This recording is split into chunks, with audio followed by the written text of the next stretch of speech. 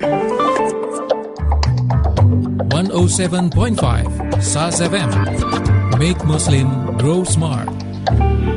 Assalamualaikum warahmatullahi wabarakatuh. Alhamdulillah, thumma alhamdulillah. Alhamdulillahilladzi khalaqal insana fi ahsani taqwim. Asyhadu an la ilaha illallah wahdahu la syarika lah. Al-Malikul Haq, Al-Alimul Hakim. Wa asyhadu anna sayyidana Muhammadan abduhu wa rasuluh. An-Nabiyyur Rasulul Karim. Allahumma salli wa sallim wa barik alaihi wa ala alihi wa ashabihi wa tabi'ihi wa man ihtada bihadihi afdhalus salati wa taslim. Amma ba'du, subhanaka la ilma lana illa ma 'allamtana innaka antal alimul hakim. Nas'allahu ta'ala lana jami'an al-huda wat tuqa wal 'afafa wal ghina. Kama nas'aluhu 'ilman nafi'a wa rizqan wasi'an mubarakan halalan tayyiban wa imanan shatiqa wa 'amalan salihan maqbula wa tijaratan tabur. Ya alima ma fi sudur, akhrijna minat dhulumati ilan nur. Amin ya rabbal alamin. Ma'asyiral muslimin, jamaah subuh yang dimuliakan oleh Allah Subhanahu wa taala. Kalau ada makhluk yang penuh misteri, maka makhluk itu ternyata adalah kita. Kita yang disebut dengan manusia. Yang manusia itu dalam bahasa Arab sering disebut dengan al-insan. Ada mengatakan al-insan itu dari kata nasyayan nisyan, lupa. Al-insan itu adalah makhluk yang banyak lupa. Al-insan mahalul khata' wan nisyan. Dan memang seringkali kita lupa. Yang kedua dia mengatakan bahwa al-insan dari kata al-unsu. Yang manusia itu adalah makhluk yang anis. Anis itu yang lembut, yang jinak, ya, yang tidak buas, ya. Itu sebenarnya kurang lebih makna bahasa daripada makhluk yang penuh misteri itu. Dan kedua-duanya ternyata sangat berpengaruh dalam kehidupan kita. Karena sering lupa, maka manusia itu bukan lagi makhluk yang santun, makhluk yang jinak, makhluk yang lembut. Dan ini sudah terjadi saat ini. Kita baru saja mendengar wawancara ibu wali kota kita dengan seorang anak kelas 3 SD.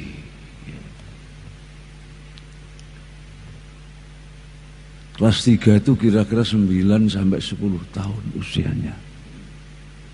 Namun demikian ternyata dia ini termasuk salah seorang yang berjamaah di dalam memperkosa seorang siswa SMP. Jadi perkosaan juga berjamaah sekarang ya. Kalau Pak Amin Rais pernah mengatakan korupsi berjamaah itu juga banyak di sini. Sekarang pemerkosaan secara berjamaah itu juga terjadi di mana-mana. Di Bengkulu 8 atau 14 orang itu ya, yang berjamaah memperkosa seorang siswi SMP sak matei. Ya. Ini kan luar biasa. Ma'asyiral muslimin akramakumullah, di dalam surat At-Tin Allah sudah menegaskan sebenarnya Allah menciptakan manusia itu dengan struktur penciptaan yang paling sempurna. Dan karena kesempurnaannya itu mestinya dia tidak lupa.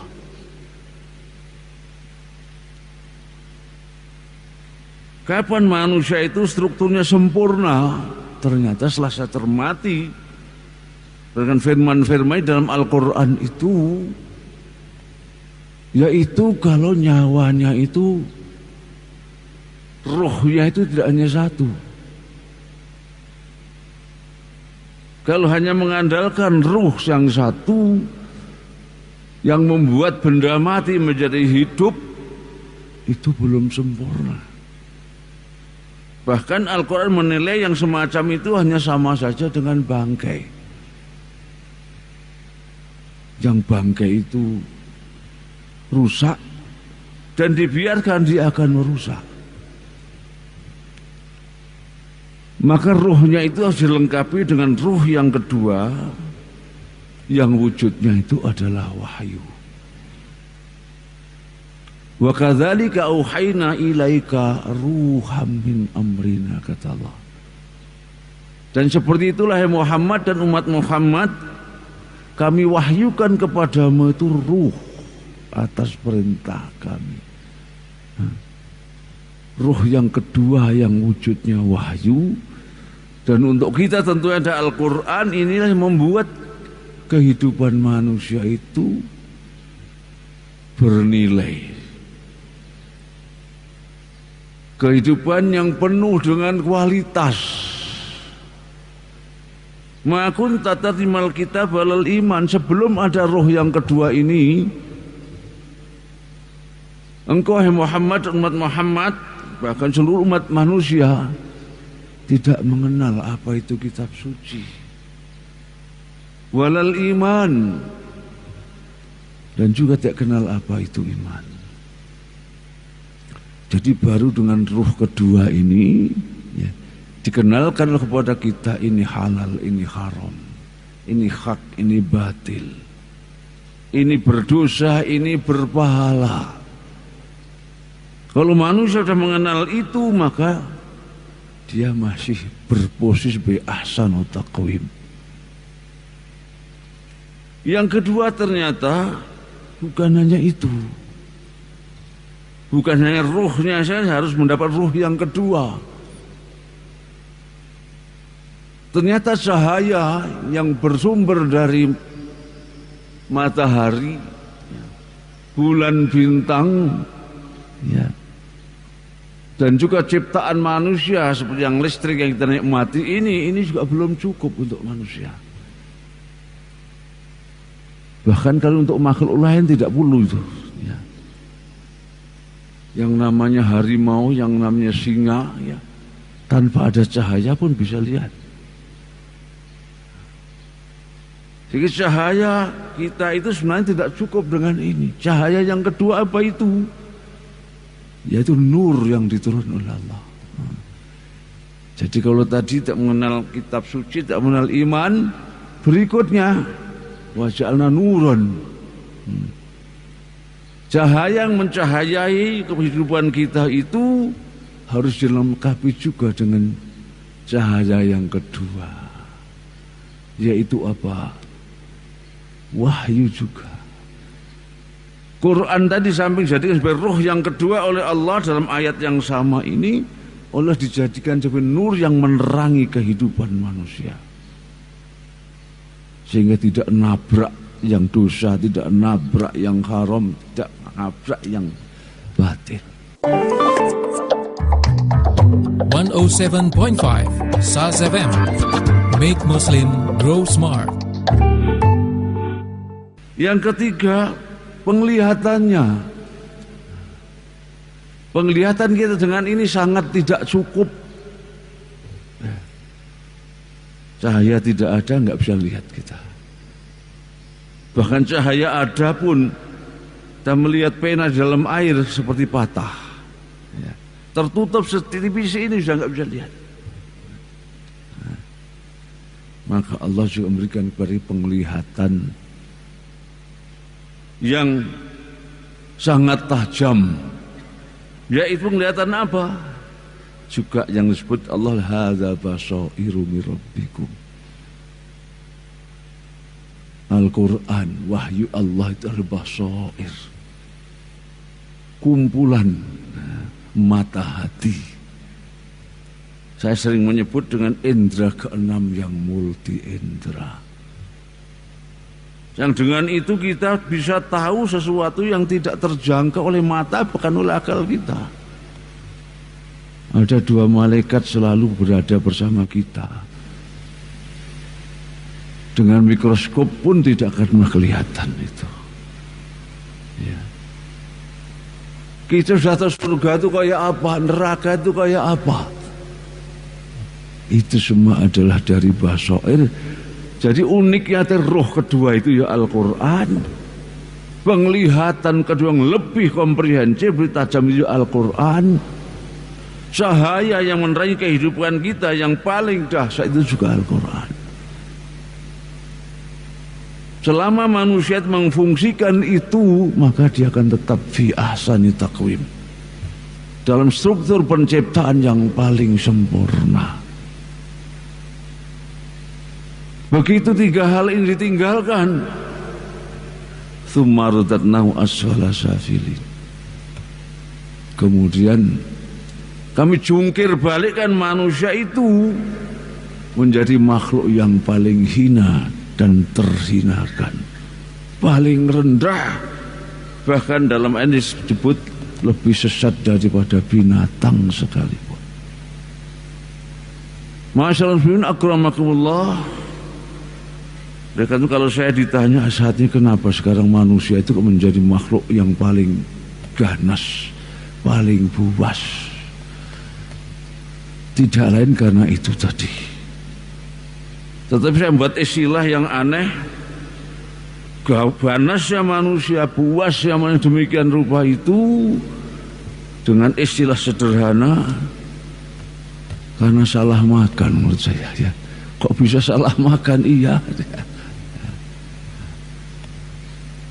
Karena unsur utama penciptaan manusia itu dua. Satu adalah materi. Jasad kita dari materi dan unsurnya ada unsur bumi. Meskipun manusia ciptaan surga, tapi dia tugaskan ke bumi, dan unsur penciptaannya adalah diambil dari bumi, dari turabnya. Turab yang bercampur air menjadi tin terendam air dalam bentuk lama namanya hamak. Hamak yang dikeringkan menjadi sol-sol. Prosesnya seperti itu. Begitu menjadi sol-sol, Allah ditiupkan ruh. Jadi ruh, unsur kedua yang paling menentukan itu justru ruhnya. Dalam kehidupan fisik tentunya. Ya. Nah, dua unsur tentu membutuhkan makan dan minum, membutuhkan nutrisinya masing-masing. Jasad kita akan tercipta dari tanah, maka makan minumnya ya juga yang berasal dari produknya tanah. Ya. Protein hewani dari tanah, protein nabati juga dari tanah. Namun uniknya roh kedua kita itu meskipun bukan dari materi, dia juga memberikan bimbingan petunjuk untuk makanan jasad kita. Yaitu apa? Misalnya kulu mimma fil ardi halalan thayyiban, yang halal dan yang thayyib. Meskipun saya yakin setiap yang halal mesti thayyib, tapi bisa juga kita artikan halal dulu, yang thayyib itu yang berprotein, yang bervitamin dan lain sebagainya. Ya. Bahkan tidak hanya zatnya, bagaimana kita mendapatkannya juga harus halal. Yang namanya sapi, kambing halal, tapi begitu sapi ini tonggo, ya tentu sudah tidak halal. Ya. Bahkan sapinya sendiri tapi processingnya tidak benar, tidak disembelih dengan nama Allah juga tidak halal. Bagaimana dengan takaran maupun ukurannya juga diberi petunjuk oleh Al-Quran, yaitu apa? Kulu wasrabu wala tusrifu. Ada takarannya, makan minum yang halal thayyiban tapi juga yang proporsional. Jangan sampai berlebihan. Kok berlebihan? Punya pabrik gula, ya, punya pabrik margarin yang namanya kolesterol dan lain sebagainya, ya, fisik kita juga tidak akan sehat. Lah yang kedua ini para sahabat bahagia, ruh kita itu juga butuh makan. Makanan roh kita apa? Makanya ruh yang kedua itu tadi. Ruh yang kedua yang menjadi ruh, yang menjadi cahaya, yang menjadi indera kita yang multi indera, penglihatan kita yang multi indera, itu adalah makan dan minumnya ruh kita. Selama kita ya, memenuhi makanan ini, manusia akan tetap bi ahsani taqwim tadi. Tapi begitu yang dimakan bukan itu, yang terjadi adalah kerusakan. Dan ini bukan sekedar wacana, bukan sekedar teori, tapi sudah bisa kita buktikan kenyataannya saat ini. Ruh kita sekarang bukan Al-Quran yang diberikan pada ruh kita, yang diberikan Al-Facebook, ya, Al-Internet, ya, yang isinya pornografi, ya, yang narkoba. Belum lagi tadi fisik man kadang-kadang juga tidak peduli halal dan haram, sehingga menjadi rusak. Sudah tidak kenal lagi hak dan batil, tidak mengenal lagi kitab suci dan iman. Zaman koyong ini kok cik ngomong iman katanya. Zaman koyong ini kok cik golek sing halal, golek sing haram setengah mudar katanya. Ya. Jadi sebenarnya kenal tapi tidak mau mengenal, sebenarnya tahu tapi tidak mau tahu sekarang. Maka jadilah sekarang manusia yang kecil, ya, yang matanya talah tajam dengan kucing, dengan anjing, bahkan dengan tikus maupun ular, begitu juga penglihatannya, pendengarannya, daya ciumnya, tetapi sekarang menjadi makhluk yang paling menakutkan. Tidak satu detik pun berlalu sekian banyak manusia dimangsa oleh manusia itu sendiri. Yang ini tidak pernah dilakukan oleh binatang buas sekalipun. Bagaimana dengan kemajuan ipteknya? Justru lebih dahsyat lagi. Tidak ada satu makhluk pun termasuk malaikat yang mampu untuk melumatkan planet bumi ini kecuali manusia. Hari kemampuan manusia dalam bidang ilmu pengetahuan dan teknologi itu mampu menghanguskan planet bumi ini hanya dalam hitungan menit, bisa jadi tidak perlu hari. Jadi seandainya Obama yang di barat, yang di timur misalnya Putin dan Cina itu sama-sama mengenop nuklirnya, bumi ini akan jadi abu. Inilah manusia, fisiknya kecil, kepalanya kecil, ya, tapi bisa melumatkan planet bumi sebesar ini, bahkan juga yang lain. Terakhir para bapak jamaah bahagia, saya ingin mengingatkan kembali firman Allah di dalam surat Al-Mu'minun ayat 71, Walau ittaba'al haqqu ahwa'ahum la fasadatis samawati wal ardu wa man fihin. Bal atain bi dzikrihim fahum an dzikrihim mu'ridun. Kalau al-haq ini yaitu Al-Qur'an yang sudah menjadi ruh kedua kita, menjadi penglihatan kedua kita, menjadi cahaya kehidupan kita yang kedua, itu harus dikalahkan, diganti dengan yang lain menurut keinginan kita.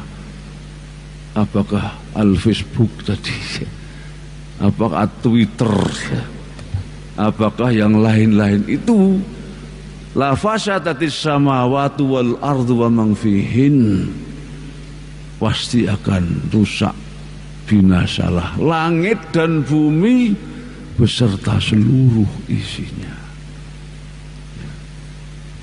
Ini saya lihat, saya yakin juga bukan sekedar teori, sekarang sudah terjadi. Langit kita rusak, bumi kita rusak, isinya apa?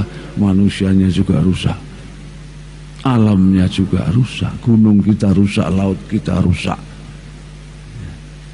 Bahkan bisa jadi sumber protein kita juga rusak karena pencemaran yang dilakukan oleh manusia. Tidak terkemungkinan madu maupun susu itu sekarang sudah tidak murni lagi. Mungkin ada limbah nuklir yang campur dalam tanah sehingga akhirnya tumbuh bersama tanaman. Bunganya diambil oleh lebah, sudah tercemar, maka madunya bisa tercemar. Dimakan sapi maupun kambing, ya, susu itu ya, bahkan unta juga ya. Bisa jadi rumputnya itu sudah tercemar juga oleh limbah nuklir, limbah-limbah racun yang kita ciptakan sendiri, sehingga susumu tidak murni lagi. Kesemuanya terjadi kenapa tadi? Tuntunannya diabaikan. Al-Quran yang seharusnya menjadi ruh kedua, menjadi cahaya yang kedua, dan juga penglihatan yang kedua diabaikan. Bal atainahum bi dzikrihim, bahkan sesungguhnya kami terdatangkan kepada mereka dzikrihim, pelajaran peringatan, yaitu Al-Quran yang menjadi kebanggaan mereka seharusnya. Tapi sayang, walakinam an dzikrihim mu'ridun, sayang mereka melalaikan pelajaran peringatan dan kebanggaan mereka, yaitu Al-Quranul Karim. Ma'asyiral muslimin akramakumullah, Ramadan sebenarnya adalah juga mengingatkan kita akan itu. Kita diingatkan oleh Allah akan dahsyatnya Al-Quran yang sangat berpengaruh pada kehidupan kita itu, dengan didemonstrasikan ini loh, Ramadan yang seharusnya sama dengan yang lain, karena tersentuh turunkan Ramadan menjadi berbeda. Harinya nilainya berbeda. Bahkan ada satu malam yang 12 jam berubah jadi sekian puluh tahun penuh dengan ibadah dan jihad. Tidakkah kalian pikirkan itu? Sehingga dari sini saya meyakini bahwa sebenarnya kita bisa meramadankan diri kita itu setiap saat. Tidak harus menunggu 12 bulan. Caranya bagaimana? Caranya menyebabkan Ramadan istimewa itu selalu menyentuh diri kita. Ramadan disentuh sekali seperti itu, bagaimana kalau yang disentuh adalah kita? Padahal Al-Quran selalu bersama kita. Ma'asyiral muslimin, jamaah subuh yang dimuliakan oleh Allah Subhanahu wa taala. Inilah kajian saya pagi hari ini. Mudah-mudahan kita bisa mengambil hikmah darinya, dan mari kita Ramadankan diri kita itu dengan sekaligus tadi memberikan nutrisi kepada jasad kita maupun juga roh kita secara proporsional, sehingga tetap fi ahsani taqwim, dan kita kembali ke surga Allah dengan penuh kebahagiaan. Allah manfa'na bima 'allamtana wa 'allimna ma yanfa'una. Allahumma irhamna bil Qur'an waj'al lana imaman wa hudan wa nuran wa rahmah. Allahumma arzuqna tilawatu ana'il wa atrafan nahar. Allahumma dzakkirna minhu ma nasina wa 'allimna minhu ma jahilna. Al Qur'an hujjatan lana la alaina. Allahumma nawwir qulubana bi nuril Qur'an wa ahsin akhlaqana bi jahil Qur'an wa najjina minan nar bi syafaatil Qur'an wa adkhilna al jannata bi barakatil Qur'an. Rabbana atina fid dunya hasanah wa fil akhirati hasanah wa qina adzabannar wa adkhilna al jannata mal abrar ya aziz ya ghaffar ya rabbal alamin walhamdulillahi rabbil alamin. Bila taufiq wal hidayah wal afu minkum. Wassalamualaikum warahmatullahi wabarakatuh. 107.5 SARS FM. Make Muslim grow smart.